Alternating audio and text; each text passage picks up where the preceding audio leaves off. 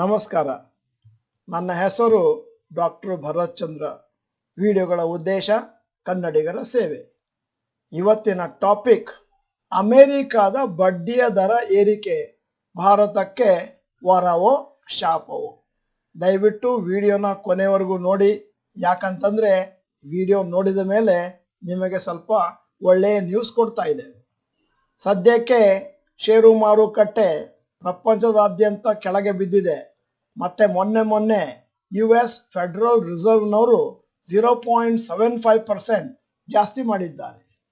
ಅದಲ್ಲದೆ UK ಮತ್ತು Swiss central ಬ್ಯಾಂಕ್ನವರು ಕೂಡ ಇಂಟ್ರೆಸ್ಟ್ ರೇಟ್ ಅನ್ನು ಜಾಸ್ತಿ ಮಾಡಿದ್ದಾರೆ. ಯಾರು ಹಣವನ್ನು ಹೂಡಿಕೆ ಮಾಡಲಿಕ್ಕೆ ಪ್ರಾರಂಭ ಮಾಡಿದ್ದಾರೆ 2021ರ ಬಿಗಿನಿಂಗ್ನಿಂದ ಇವತ್ತಿನವರೆಗೆ ಏನು ಹಣವನ್ನು ಹಾಕಿದ್ದೀರೋ ಅದು ರೆಡ್ ಅಲ್ಲಿ ಕುತ್ಕೊಂಡಿದೆ ಮತ್ತು ಲಾಸ್ ಅಲ್ಲಿ ನೆಗೆಟಿವ್ ಅಲ್ಲಿ ಕುತ್ಕೊಂಡಿದೆ. ಇವತ್ತು ನಾವು ನಿಮ್ಮ ಮುಂದೆ ಒಂದಷ್ಟು ಅಂಕಿ ಅಂಶಗಳನ್ನು ಇಡ್ತಾ ಇದ್ದೇವೆ. US ಫೆಡರಲ್ ರಿಸರ್ವ್ನವರು ಯಾವಾಗ ಇಂಟ್ರೆಸ್ಟ್ ರೇಟ್ ಅನ್ನು ಜಾಸ್ತಿ ಮಾಡಿದ್ರು ಅದು ಭಾರತದ ಷೇರು ಮಾರುಕಟ್ಟೆ ಮೇಲೆ ಏನು ಪರಿಣಾಮವನ್ನು ಬೀರಿದೆ ಅಂತ. ಈ ವಿಡಿಯೋನ ನೀವು ನೋಡಿದ್ರೆ ಕೊನೆಯಲ್ಲಿ ನಿಮ್ಗೆ ಗೊತ್ತಾಗುತ್ತೆ ಯಾವ ರೀತಿ ನಿಫ್ಟಿ ಈ ತರದ ಸಿಚುವೇಶನ್ ಅಲ್ಲಿ ರಿಯಾಕ್ಟ್ ಮಾಡುತ್ತೆ. ಹಿಸ್ಟ್ರಿ ಆಲ್ವೇಸ್ ರಿಪೀಟ್ಸ್ ಅನ್ನುವಂಥದ್ದು ಎಲ್ಲರಿಗೂ ತಿಳಿದಿರುವಂತಹ ವಿಚಾರ ಮತ್ತು ವಿಡಿಯೋನ ನೋಡಿ ಸಂತೋಷ ಪಡಿ.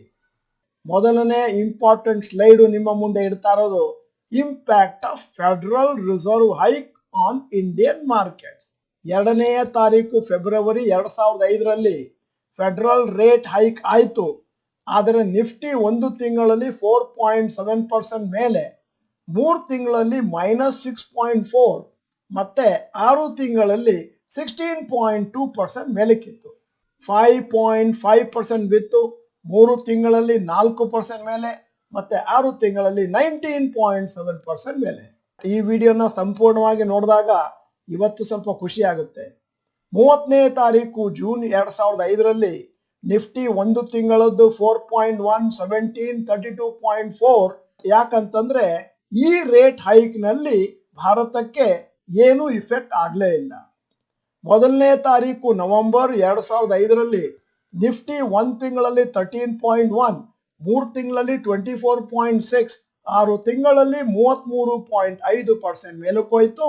ಫೆಡರಲ್ ರಿಸರ್ವ್ ರೇಟು ಮೇಲಕ್ಕೆ ಹೋದರೂ ಕೂಡ 31 ಜನವರಿ 2006 ಅಲ್ಲಿ +5, 18.5, 14.1 ಇಲ್ಲಿ ಕೂಡ ನಿಫ್ಟಿ ನಿರಂತರವಾಗಿ ಮೇಲಕ್ಕೆ ಹೋಗಿದೆ. ಇದನ್ನ ಯಾಕೆ ಹೇಳ್ತೀವಿ ಅಂತಂದ್ರೆ ಮೊನ್ನೆ ನಿಫ್ಟಿ ದೊಡ್ಡ ಮಟ್ಟದಲ್ಲಿ ಕೆಳಗೆ ಬಿತ್ತು. ಯಾಕಂತಂದ್ರೆ ಫೆಡರಲ್ ರಿಸರ್ವ್ನವರು ತಮ್ಮ ಇಂಟ್ರೆಸ್ಟ್ ರೇಟ್ ಅನ್ನು ಜಾಸ್ತಿ ಮಾಡಿದ್ದಾರೆ ಅಂತ. ಅದರ ಇಫೆಕ್ಟ್ ಮುಂದೆ ಏನಾಗ್ಬೋದು ಅಂತ ನೀವೇ ಗೆಸ್ ಮಾಡ್ಬೋದು ಈ ವಿಡಿಯೋ ನೋಡ್ಕೊಂಡು. 16ನೇ ತಾರೀಕು ಡಿಸೆಂಬರ್ 2015 -4, -3.8, 9.9. ನಾನು ಹೇಳ್ತಾ ಇರೋದು 1 ತಿಂಗಳು, 3 ತಿಂಗಳು, 6 ತಿಂಗಳು. 14ನೇ ತಾರೀಕು ಜೂನ್ 2017 +2.8, +4.9, +10.5.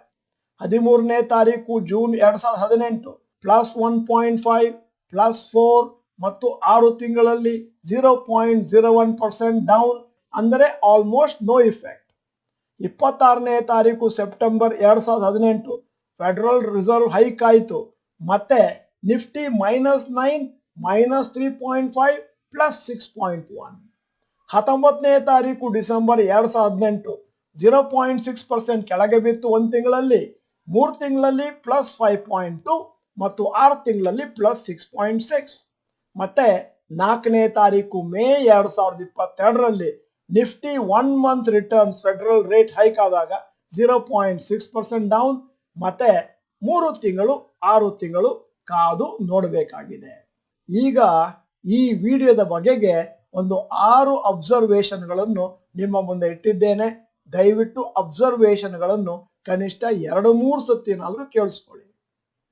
ಮೊದಲನೇ ಅಬ್ಸರ್ವೇಷನ್, 10 ಟೈಮ್ US ಫೆಡರಲ್ ರಿಸರ್ವ್ನವರು ಇಂಟ್ರೆಸ್ಟ್ ರೇಟ್ ಅನ್ನು ಜಾಸ್ತಿ ಮಾಡಿದಾಗ ಕೇವಲ 4 ಸತಿ ಮಾತ್ರ ನಿಫ್ಟಿ ನೆಗೆಟಿವ್ ಹೋಗಿದೆ. ಎರಡನೇ ಅಬ್ಸರ್ವೇಷನ್, 3 ತಿಂಗಳ ಮೇಲೆ US ಫೆಡರಲ್ ರೇಟ್ ಹೈಕ್ ಆದ ಮೇಲೆ ಔಟ್ ಆಫ್ 10 ಟೈಮ್ಸ್ 2 ಸತಿ ಮಾತ್ರ ನಿಫ್ಟಿ ನೆಗೆಟಿವ್ ಇತ್ತು.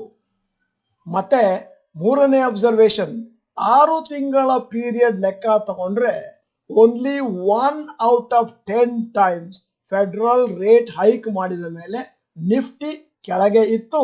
ಮತ್ತೆ ಕೆಳಗಿದ್ದ ಸಂದರ್ಭದಲ್ಲಿ ನಾವು ನೋಡಿದಾಗ 0.01% ಅಂತಂದ್ರೆ it can be considered as positive. ನಾಲ್ಕನೇ ಅಬ್ಸರ್ವೇಷನ್, ಫೆಡರಲ್ ರೇಟ್ ಹೈಕು ಅಮೆರಿಕದಲ್ಲಿ ಆದಾಗ 3 ತಿಂಗಳು 6 ತಿಂಗಳು ಪೀರಿಯಡ್ ಅಲ್ಲಿ ನಿಫ್ಟಿ ಯಾವಾಗಲೂ ಪಾಸಿಟಿವ್ ರಿಟರ್ನ್ಸ್ ಕೊಟ್ಟಿದೆ. ಆದ್ದರಿಂದ ನಿಫ್ಟಿಗೆ ಮತ್ತು ಫೆಡರಲ್ ರೇಟ್ ಹೈಕಿಗೂ ಅಂತ ದೊಡ್ಡ ಹೇಳಿಕೊಳ್ಳುವ ಸಂಬಂಧ ಇಲ್ಲ ದೀರ್ಘ ಅವಧಿಯ ಲೆಕ್ಕ ತಗೊಂಡ್ರೆ. ಈ ವಿಡಿಯೋನ ಯಾಕೆ ಮಾಡಿದ್ದೇವೆ ಅಂತಂದ್ರೆ, ಮೊನ್ನೆ ಫೆಡರಲ್ ರೇಟ್ ಹೈಕ್ ಆಯಿತು ಅಂತೇಳಿ ಭಾರತದ ಮಾರುಕಟ್ಟೆ ಸಿಗ್ನಿಫಿಕೆಂಟ್ ಅಮೌಂಟ್ ಕೆಳಗೆ ಬಿತ್ತು. ಆಗ ನೀವು ತಿಳ್ಕೋಬೇಕು, ಇನ್ನು ಮುಂದೆ 3 ತಿಂಗಳು 6 ತಿಂಗಳಲ್ಲಿ ಏನಿದ್ದರೂ ಮಾರುಕಟ್ಟೆ ಮೇಲೆ ಹೋಗುವಂತದ್ದೇ. ಯಾಕಂತಂದ್ರೆ ಈ ಒಂದು ಟೆಂಪ್ರರಿ ಫೇಸ್ ಭಾರತದಲ್ಲಿ ಕೇವಲ 1 ತಿಂಗಳು ಜಾಸ್ತಿ ಇರಬಹುದು, ಮ್ಯಾಕ್ಸಿಮಮ್ 3 ತಿಂಗಳು 6 ತಿಂಗಳಲ್ಲಿ ಇಫೆಕ್ಟ್ ಇರುವುದಿಲ್ಲ.